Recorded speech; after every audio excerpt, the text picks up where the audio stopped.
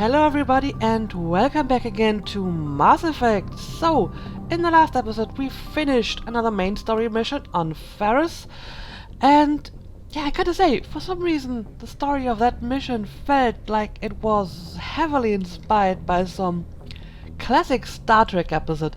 I don't know why, but for some reason that whole mind-controlling plant thing seemed like very Star Trek to me.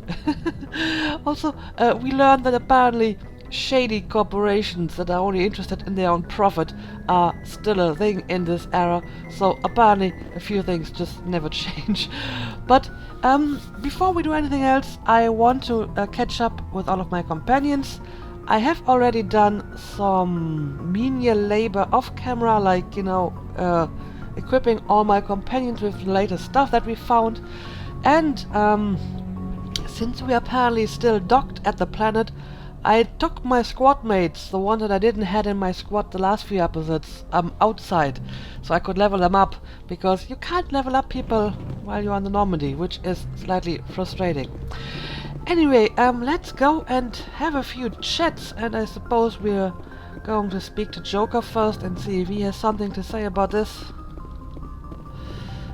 Hey, Commander, next time we touch down, let's try not to park the ship in a colony of mutant zombies. Just thinking out loud here. Okay, so I'm not supposed to land in volcanoes and in colonies of mutant zombies. Got it. I have to go. Alright, see ya. I think the rest was just, stuff that I already asked him, so let's just continue. I'm not sure if my navigator actually has an opinion on stuff. Yes, Commander? Apparently not. Carry on, Presley. Yes, ma'am.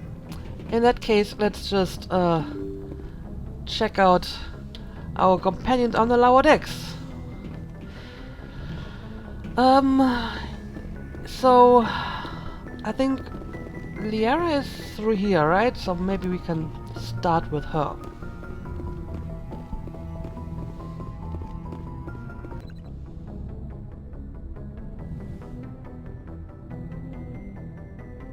Commander, are you coming to check up on me?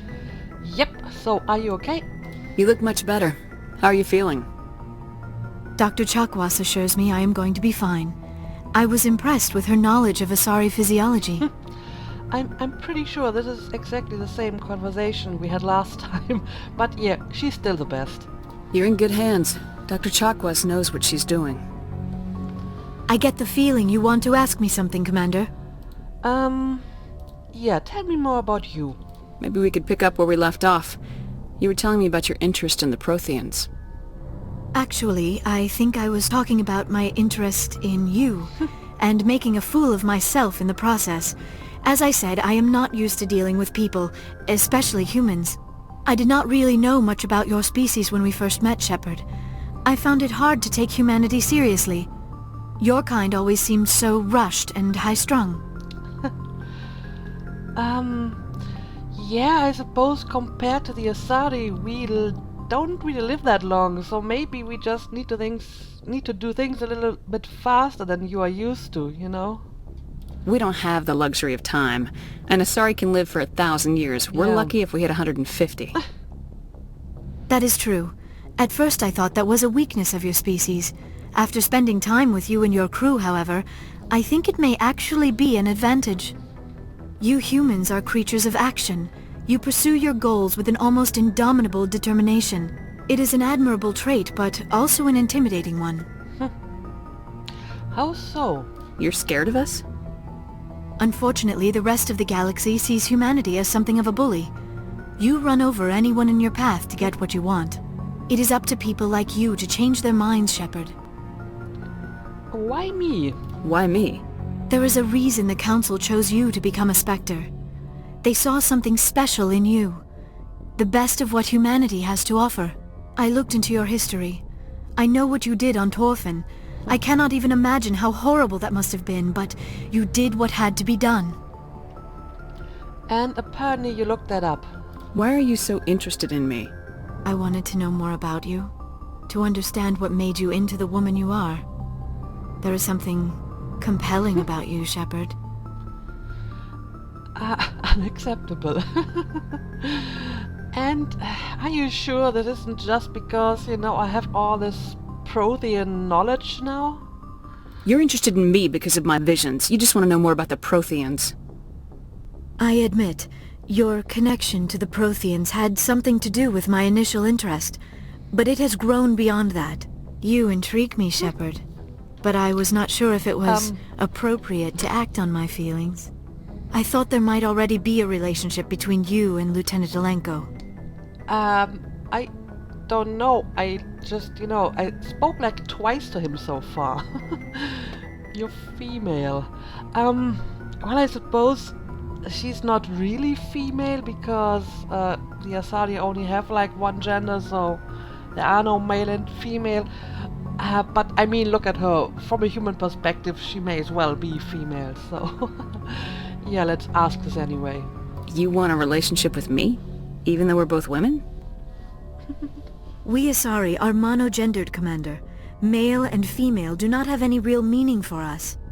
We do, however, have maternal instincts, so perhaps we would fill what you consider a female role. I'm sorry if this is awkward for you, Shepard. I am only trying to be honest. I feel as if we share some type of connection. But none of this matters if you are already involved in a serious relationship with Lieutenant Alenko. Yeah, like I said, I spoke to him like twice so far. It seems a little bit early to talk about a serious relationship, even though I may have been a little bit more friendly with him than with my other companions. But I'm keeping my options open at the moment. So yeah, I don't know. But one way or the other, I guess this would be sort of a private matter. So even at the risk of sounding a little bit defensive, yeah, that's kind of private, sorry. My relationships are none of your business. I apologize, Commander. I did not mean to pry. I thought there was a mutual attraction between us. Obviously, I do not know as much about human relationships as I thought. Whoa, Liara, slow down a little bit. Talk about being rushed and fast-lived. I mean, isn't this a little bit early? I'm attracted to you. I just want to be friends. You were way off. Ooh. I mean, I gotta say, on the one hand, I do like the fact that, your companions, they show some initiative on their own, they voice their interest if they're interested in you. This is something that I feel BioWare has sort of, removed during the course of the Dragon Age series. I think it may have been a little bit more prominent in Origins, but by the time of Inquisition, basically absolutely everything had to be initiated by yourself, except maybe for some very subtle hints and maybe a remark now and then, but basically you had to start flirting first with somebody to get any sort of, reaction from them.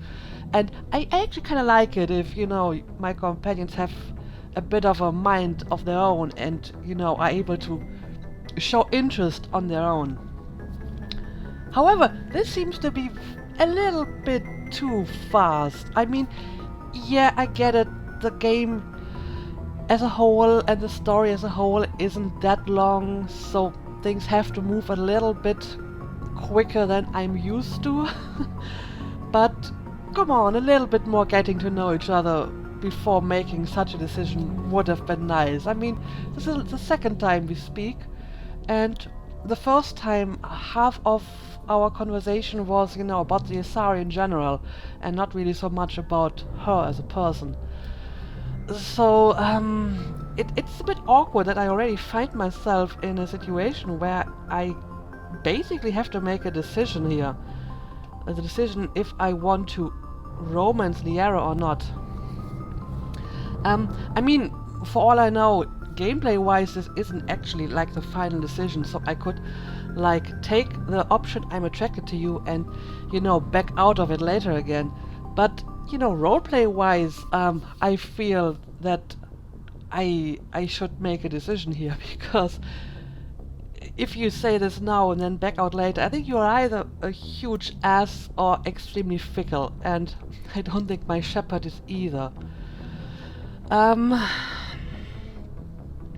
I mean, if you watch my previous Let's Plays, then you know that my usual policy in regards to flirting is that at the beginning of the game I basically flirt with everybody, you know, just to keep the doors open. And then I make my decision later when I, you know, got to know them a little bit better.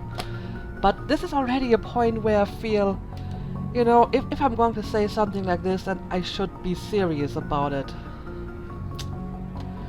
So, yeah, I don't know. I really wish I had more time to get to know her before I make this decision. But yeah, if I'm going to have to make the decision now, then I guess my answer would be no. I don't really see. I mean, the impression that I get from Liara, and it's basically just an impression now because I don't really know that much about her. But even though she's like 100 years old, she comes across as, you know, very young. She seems kind of childlike almost, which is, I guess, because, you know, she's in a new environment and she doesn't really know how to handle it. And she reminds me a little bit of Meryl. You know, it's the same fish out of water thing. Even though she's supposed to be like very smart and very knowledgeable, she always seems a little bit, you know, out of place and a little bit clueless and almost a little bit naive. And Shepard, on the other hand, she's, you know, very level-headed and yeah, I don't know, she seems very controlled, and I don't know, I don't see this as a very good match. I mean, I'm sorry, Larry, I'm sure you are a very, very nice girl, but that is sort of part of the problem, I think. I mean, I have no problems romancing females, as you know if you watch my Dragon Age Let's Plays. I romanced Isabella in Dragon Age 2. I had my eyes on Evelyn and Cassandra, but they wouldn't want me. But you can probably see a pattern here. The girls that I'm interested in, they were different characters, but they had certain things in common. They were all, you know, very straightforward, very confident, very, you know, brash and or feisty. And I'm not really so much for the shy, awkward, cute, girly type. And even roleplay-wise, I don't see how Shepard would be interested in somebody who comes across like, I don't know, a very young girl. So yeah, I don't know about this. Like I said, I would really have preferred to get to know you a little bit better before I make this decision. But yeah, what can I say? I like the nice guys and the bad girls, and the impression that I get from Liara at the moment is that she's not my personal preference, and I don't see her as a very good match for Shepard either. I think she would be interested in a more... I don't know what she would be interested in, but I think she isn't really interested in her, not in that way. I think I just want to be friends. I'm sorry, Liara, I have to friend zone you here because it's just a little bit too fast. I feel there should have been more introduction to her as a character before I make this decision, so... yeah, I'm sorry. I'm not interested in you in that way, Liara. This is very embarrassing for me, Commander. Please, let's talk about something else. Yeah, let's do that. But I can't talk about anything else. I mean, I already asked both of this. In that case, goodbye. I should go. Goodbye, Commander. And can I get the feeling you want to ask me something, Commander.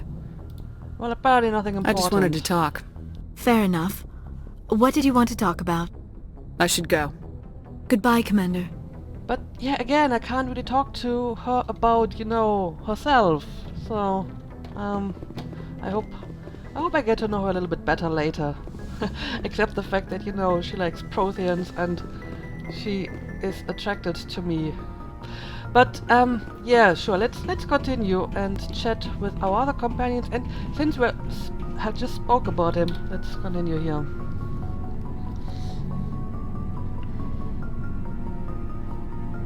Do you have some time to talk now, Commander? I am listening. Let's hear it, Lieutenant. I'm always open to my officers. We've played it pretty close to the book so far, but we're a long way from backup. We've got some tough calls to make. I'm just saying, try to leave yourself a way out. I've seen what cutting corners can do, and I'd hate to have that happen to you, Shepard. Commander. Shepard. How informal. Isn't like everybody calling me that? So, are you concerned for me? It's a personal observation, Caden. Maybe that's not my place. I don't want to send any bad signals, Commander. Just, working on what I've picked up. You tell me if I'm going too far. Also, talking about informal, apparently I'm already on a first-name basis with him.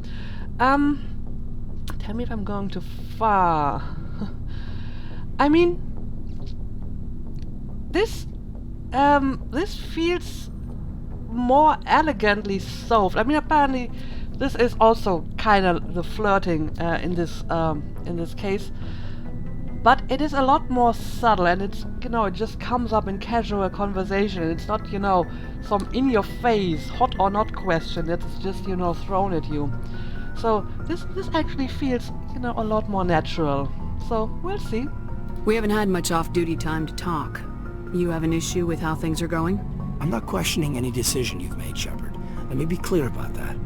It's just my experience that once someone lets something slide, it tends to pick up speed. Do you get my meaning? I guess you have an example for that.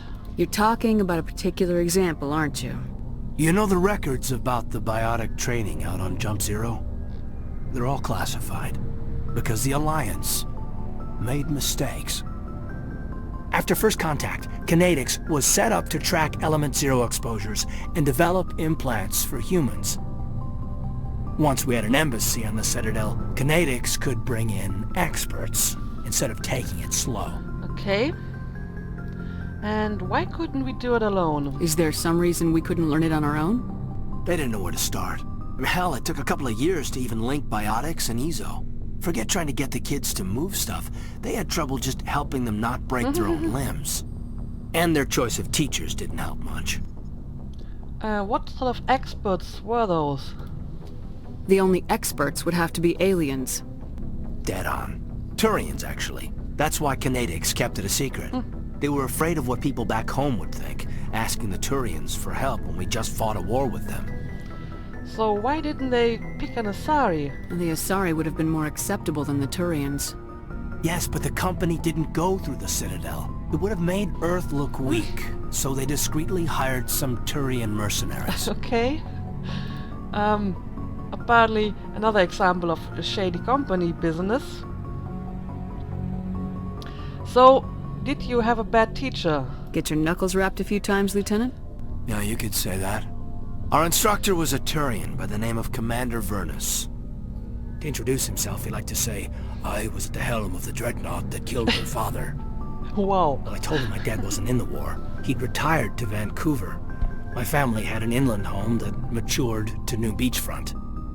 Vernus had it in for me after that. He cut corners, pushed hard. I mean, you either came out a Superman or a wreck. A lot of kids snapped. A few died. The point of all of this, I guess, is that when you cut corners, it's not always obvious who pays for it. I see, but why are you telling me this? So why are you telling me this? Is there something I can do to help you get over it? I'm 32, Shepard. You don't serve as long as I have without coming to terms with yourself. You also learn that if someone is special to you, you help them. Try to keep them from making mistakes. Special? Special, huh? If I'm out of line, just say the word. Yeah, I mean, this feels a lot more natural to me. So, you know, we're talking a little bit about him and, you know, other stuff, and the flirting kind of, you know, is a lot more low profile, which I guess makes sense because, you know, he's an officer and there is, you know, I'm sure there are regulations on stuff like this. And Liara is just, you know, this awkward alien that doesn't really know how to handle humans, so it kind of makes sense that she would, you know, that she wouldn't really know what's socially acceptable, and he kind of has to keep his showing of interest a little bit more low profile. But I mean, this right here is still, you know, sufficiently vague that I feel reasonably confident that I can take these options without actually committing myself to anything here. I'm not really making any promises. So, yeah, we're going to leave the options open for now, and it feels like, you know, it doesn't feel like I'm already making my decision here. So, yeah, you're not. You're not out of line, Caden. But there are regs. I get you, Shepard.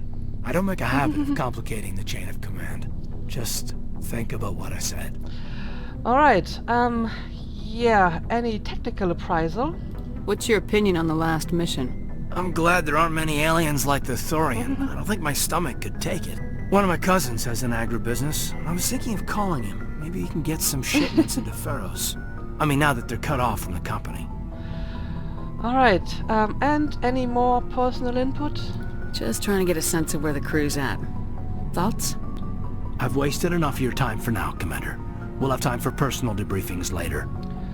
Alright, goodbye. We'll talk later, Caden. I'd like that. Yeah, I mean, it's still, you know, relatively fast compared to the games that I played before.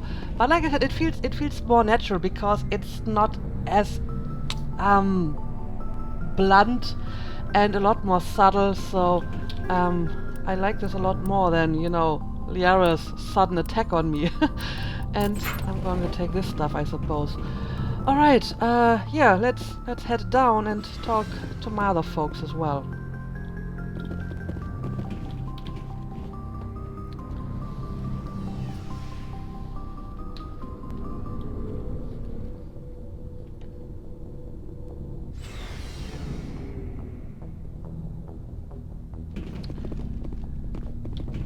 Alright, yeah, sure, let's chat Commander, to Garrus next. good to see you.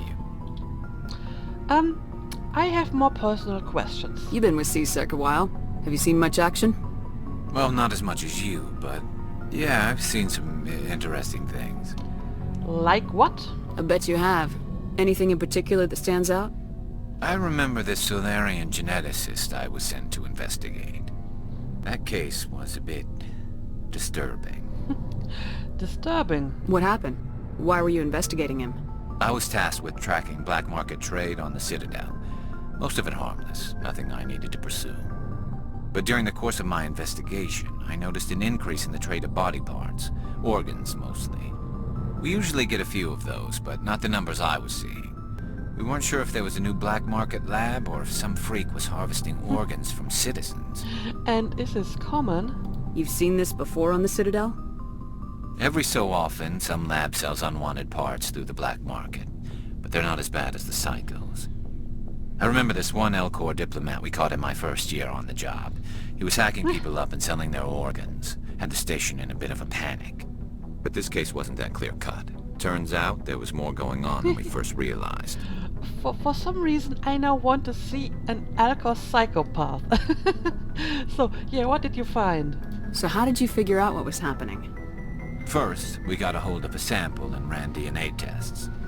The weird thing was, the match led us to a Turian who was still alive and was very convinced he'd never lost his liver. After a bit of digging, I discovered this Turian worked briefly for Dr. Salion, the geneticist.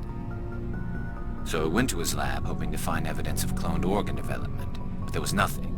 No Solarian hearts, no Turian livers, not one Krogan testicle. Krogan testicles? You're kidding, right? Why would anyone want Krogan testicles? Some Krogan believe that testicle transplants can increase their virility, counteract the effects of the genophage. It doesn't work, but that doesn't stop them from buying. They'll pay up to 10,000 credits each. That's 40,000 for a full set. Somebody's making a killing out there. So, Krogans have 4 testicles. Okay. So what about the doctor? What'd you do about the geneticist? I brought in some of his employees for interrogation, to see if I could get them to talk. While I was interviewing one of them, I came across something suspicious. And what was that? Yeah? Go on. One of my detainees started bleeding profusely during the interview. We offered to patch him up and he got frantic, freaked out. I ordered a full exam to find out what was going on. Our medics found incisions all over his body, some of them fresh. That was our big break. These people weren't just Dr. Salion's employees. They were test tubes. Walking, living test tubes. Test tubes? He was growing parts inside these people? Exactly.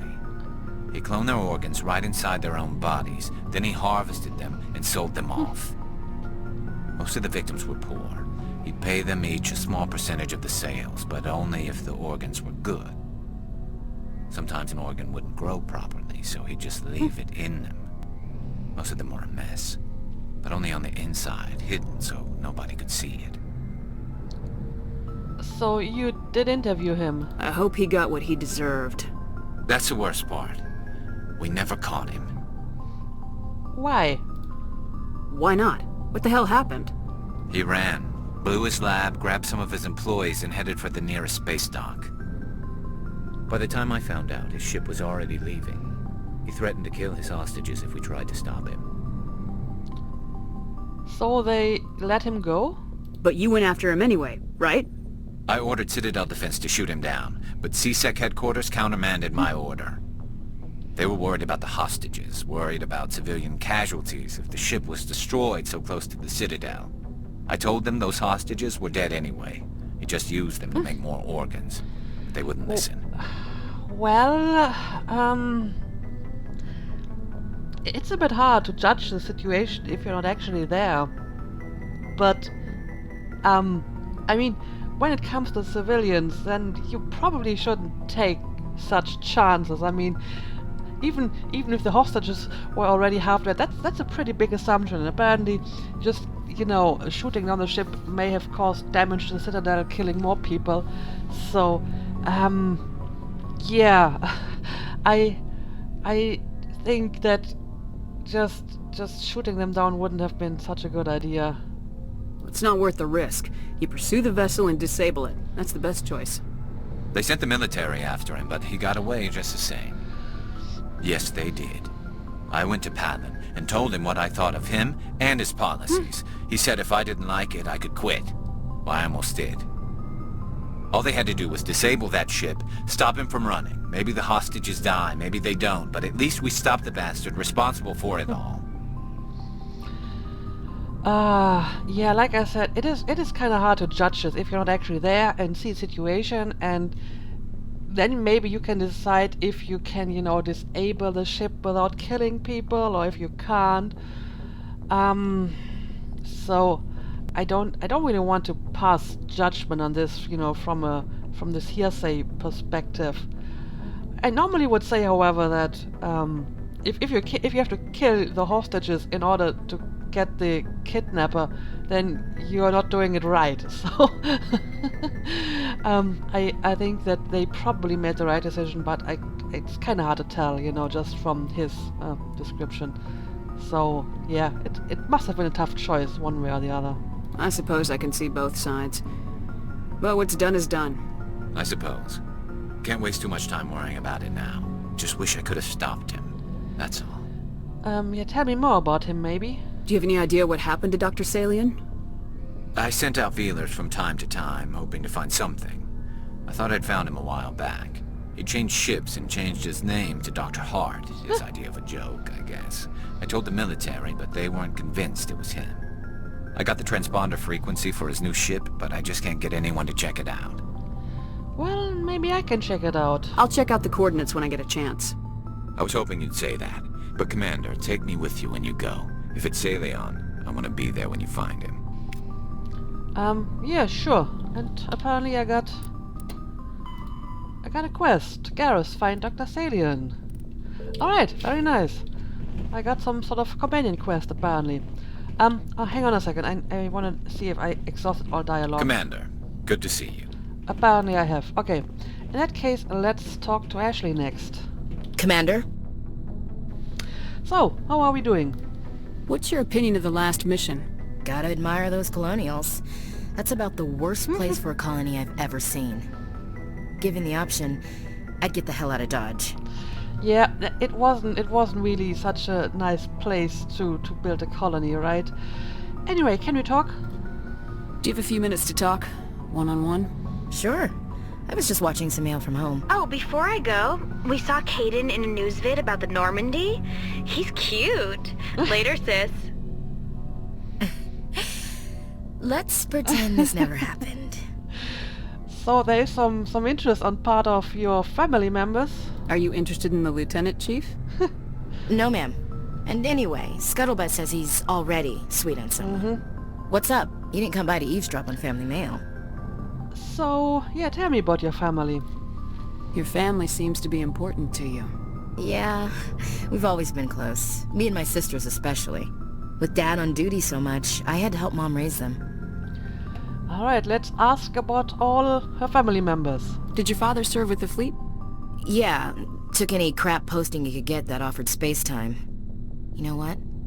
He worked his ass off trying to get recognized, but he never made it above serviceman 3rd class. He was real proud when I made Chief. First thing he did was salute. What about your mother? You haven't mentioned her. You must know what military wives are like. Strong because they have to be, able to raise kids while Dad's away on a 6-month cruise. She has a degree in planetary geology. She and Dad both wanted to see new worlds. She gave up her career to raise us, though. Okay, and your sisters? You have more than one sister? Sounds like a big family. Yeah, I'm the oldest, then Abby, then Lynn. Sarah's the youngest. She's still in high school. With 4 girls, Dad used to say he felt more outnumbered at home than on maneuvers. Sounds familiar. I'm not even sure if Shepard has any siblings, but apparently it does sound familiar. I was an only child, but I get the idea. Okay. At least one of my parents was always on duty. Yeah, military families, eh? With schedules like that, it's a wonder we ever have kids anymore. Things were tense between Sarah and me for a while. Then we bonded. Tell me about it. Sounds like a story. Feel like sharing? Sarah got herself a boyfriend who wanted to go faster than she did, Mike. I didn't think he was a bad kid, just pushy. Lynn would send me these worried vid mails, and I'd tell her to relax. Vid mails? Where were you when this was going on? I was on active duty. Sarah's graduating high school this year. This was only a couple of years back. They were on Amaterasu. At the time, I was assigned to Chernobog. Same cluster, but a dozen LY away. Close enough to talk regularly, too far to make it back in an emergency. I couldn't afford a fast packet flight. But yeah, no means no. If he really liked her, he wouldn't be pushy.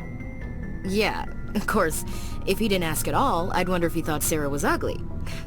Damned if you do, damned if you don't. Mike thought they'd go for a romantic walk in the woods, because he figured it was past time they did the deed. She levered Mike face first into a tree and left. Didn't have a scratch on her. Good thing Mom and Dad had us all learn some kind of self-defense. I took emergency leave and walked Sarah to school for a few days. Well, you know, there are other ways to tell a girl that she's beautiful than being, you know, pushy and trying to make her something that she isn't prepared for. So, did you call the police? Why didn't you tell the police? She said it wouldn't solve the real problem, and she and Mike would both become household names. It was a small colony. I said it was her call to make, that we should let her do it her way. Mom was pretty pissed about that. So she acted in self-defense. You said all of your sisters learned self-defense? Lynn did pistol practice, but didn't like it. She's kind of nervous. Sarah took Aikido. Abby decided to learn the sword. She always was a little weird. Likes big skirts and tops you have to tie her into. They do great things to her figure, though. Well, swords aren't weird at all. I like swords too. And yeah, what about you? So, what did you learn? One of Dad's friends taught me Marine hand to hand.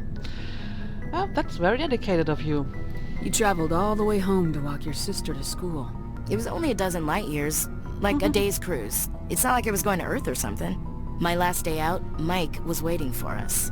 Sarah had told her friends, so everyone at school knew what he did. He wasn't happy. I wanted to snap him in half, but Sarah gave me this look, this let me handle it, I need to do this alone look. She kept her cool, God bless her, as he screamed in her face. She just let him vent. Then he tried to punch her. I swear, she just flowed around him. Next thing I knew, he's face down on the sidewalk, and there's blood everywhere. Wow. That's unbelievable. Sarah must be as good as you. Better. I'm more or less a straight-up puncher. When he swung, she wasn't there anymore, and he fell. She helped him stop the bleeding and had me call an ambulance. She told the paramedics he fell. Before they took him to the hospital, Mike touched Sarah's arm. I thought he was going to end up on the ground again. But he hung his head, whispered, "I'm sorry," and started crying. And she hugged him. The Williams women are a decisive bunch, Commander. We do things when we're ready. Not before, not after. And where was your father and all of that? Where was your father during this? Wasn't your family stationed near him? Dad always wanted to serve in space, but he wanted us to have real ground under our feet. He'd say, space is beautiful, but you can't raise a family there. I cannot rest from travel. I will drink life to the lees. All times I've enjoyed greatly, have suffered greatly, both with those that loved me and alone. For always roaming with a hungry heart, much have I seen and known, cities of men and manners, climates, councils, governments. Bored now. What's this crap? Tennyson, right? So apparently you read poetry. I never thought I'd hear you reciting poetry. Just because I can drill you between the eyes at 100 meters doesn't mean I can't like sensitive stuff. Just don't spread it around. It's okay. Ulysses was my dad's favorite poem. Every time he shipped out, he recorded me reading it. He had a dozen versions when he retired. It's a good piece. I honestly don't think that Shepard has much knowledge about poetry, to be honest. So, yeah, really? Does he still like it? I sure hope so. I read it to his grave every time I go home. Dad passed on a few years back. He's probably still watching, though. Watching? I thought you said he was dead. You know, from heaven, wherever that is. That's not a problem with you, is it? That I believe in God? Yeah, that is, your business and not mine. Yeah, that's not my place to judge. Your beliefs are your business. I'm your commanding officer, not your moral compass. I appreciate that, Skipper. I should get back to my duties. Didn't mean to take up so much of your time. Alright, well, thank you for that nice little chat. Dismissed, Chief. Ma'am. Alright, so, yeah, at least some people are willing to tell me a little bit about themselves and their backgrounds, because, for some, it's basically, their culture and other stuff. So, let's see what Rex has to say. We've got Saren on the run. Yes we do. It won't be long now. Saren's good, but I'm better. Good. He's rotten. To the core. I could tell as soon as I met him. When did you meet him? Why didn't you tell me this sooner? I would've if I thought it was important. Okay, then tell me about it now. I'll decide what's important. Now tell me how you know Saren. This was a while ago. A bunch of mercs were bragging about a job out near the edges of the Terminus systems. They said it paid well and the boss was never around to ride them. They said he was looking for more men, too. So I checked it out. So did he recruit you? I didn't know Saren was openly recruiting mercs. It wasn't that open, and he only showed his face once. We'd been raiding ships in the area for months when we took out this massive cargo freighter. Our biggest haul yet. I was on board checking bodies for valuables, looking for some extra credits. That's when I saw him. And what was he doing? What did Saren want with the ship? I don't know what he wanted. He was just moving through the ship, watching. Couple of the mercs called him by name, but he never spoke to them. Never spoke to anyone. I had a really bad feeling about him. So I got the hell out. Didn't even wait to get paid. That was probably a smart idea, because otherwise you probably would have been one of those Krogans I've been killing in the last few missions. Yeah, what was this cargo? What kind of cargo was the freighter carrying? What was Saren after? I don't know. All I saw on that ship was food and medical supplies. There were some basic weapons, but nothing big. If there was anything of value on that ship, I didn't see it. That's why I didn't mention it sooner. Alright, and tell me more about the ship. Whose ship was it? There was a Volus trading vessel. Big one. Lots of guards. But they were no match for us. And that's it? That's the only time you saw him? Yeah. Didn't even know who he was. Still wouldn't if I hadn't joined up with you. But my instincts were right. Every other merc on that mission turned up dead within a week. Every damn one. Okay. Yeah, I asked this already. So, yeah, I see. So long, Rex. Shepard. That was a very abrupt end to our conversation, but, okay, fair enough. I suppose there's Shepard. something else? No. Rex? Alright, yeah, sure, let's talk to Tali as well. I mean, the episode is kind of long, but, I kind of want to finish my round, through the ship, so let's talk to her. Oh, hello, Shepard. Like I need this. Yeah, you sound kind of down. Are you okay? I don't know. Your ship is amazing, and your crew's been really great to me, especially your chief engineer. But I just sort of feel out of place. The Normandy runs so smooth it feels like we're not even moving, and the engines are so quiet. How do you sleep at night? It's too quiet to sleep. The silence wakes you up? Back on the flotilla, the last thing you want to hear is silence. It means an engine's died or an air filter shut down. I guess you don't have to worry about that here. But old habits die hard. But it's more than just the silence. This ship feels so empty. It's like half the crew is missing. Back home, I couldn't wait to go on my pilgrimage. I couldn't wait to get away from the crowds. Now that I'm out here, I kind of miss them. Well, maybe you're just homesick. Sometimes we don't appreciate what we have till it's gone. That's true. I'm starting to wonder if that's what the pilgrimage is really about. It's given me a whole new perspective on my people and our culture. You know, there's always a few who go on their pilgrimages and never return. I always assumed something bad happened to them. But maybe they just wanted a different life. Yeah, maybe. Maybe that's possible. But you're going back, right? You do plan to return to the migrant fleet, right? I could never abandon my people, Shepard. I will go back eventually. But we have to stop Saren first. Otherwise, I might not have a home to go back to. Yeah, I'm going to assume that there's nothing new in this dialogue options. So yeah, goodbye. I should go. See you later. Alright, so we spoken to Tali as well. Not so much new stuff from her. But yeah, I guess it's a good time to end the episode. I caught up with all my companions. I don't know if you have something I can to do say. for you, Commander. No. Carry on, Adams. Aye, aye, Commander. So yeah, let's call this an episode, and I think I'm actually going to return to the Citadel in the next episode. We still have a bunch of side quests to finish there, and maybe we can even find a few more, so that's what we're going to do next. So yeah, thank you for watching as always, I hope you enjoyed, and see you again next time.